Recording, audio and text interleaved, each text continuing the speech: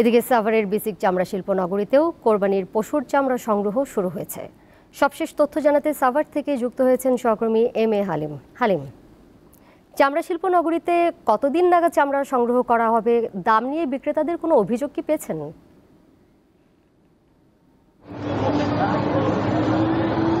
জি তুলা, আজকে দুপুরের পর থেকে কিন্তু এই চামড়া শিল্প নগরীতে চামড়া সংগ্রহ শুরু হয়েছে এবং দুপুরের পর থেকে আমরা দেখতে পেয়েছি এখানে ট্রাকে করে যে চামড়াগুলো আসছে সেই চামড়াগুলো কিন্তু কারখানায় প্রবেশ করার পরেই কিন্তু লবণ দেওয়ার প্রক্রিয়াটি শুরু হয়েছে। এবং আরেকটি বিষয় জানিয়ে রাখি আপনাকে যে বিকালের দিকে কিন্তু বিসিকের চেয়ারম্যান তিনি এই চামড়া শিল্প নগরীতে পরিদর্শনে আসছিলেন এবং সেই সাথে উনি পুস্তাতেও গিয়েছিলেন এবং উনি একটি কথা বলেছেন, এবার কিন্তু সেই চামড়ার যে গতবারে যে লবণের একটি ব্যাপার ছিল সেই লবণের সংকটটা কিন্তু আবার নেই, এবার কিন্তু পর্যাপ্ত লবণ মজুত রয়েছেন এবং সেই সাথে গতবারের তুলনায় কিন্তু এবার লবণ প্রতি যেটি শিল্প লবণ সেটি 2 টাকা কেজি কম বলে তিনি জানিয়েছেন। এবং তো আরেকটি বিষয় তিনি যেমনটি বলেছেন, এই কাঁচা চামড়ার যে বিষয়টি এটি কিন্তু এই আজকে এখানে প্রায় 6 লাখ চামড়া এখানে আসবে এমনটি উনি বলছেন এবং এই আজকে রাত ভরে এখানে চামড়া আসবে এবং আশেপাশের যে ঢাকা জেলার সেখান থেকে কিন্তু মূলত এই কাঁচা চামড়াগুলো এখানে আসছে।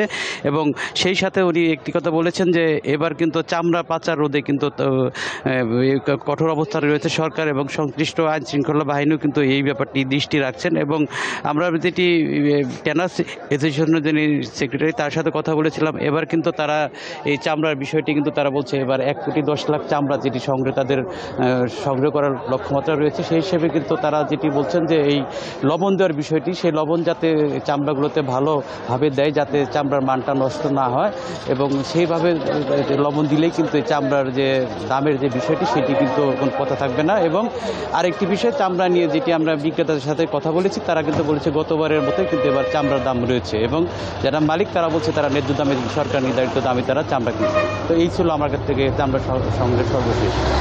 সাভার থেকে যুক্ত ছিলেন সহকর্মী এম.এ. হালিম।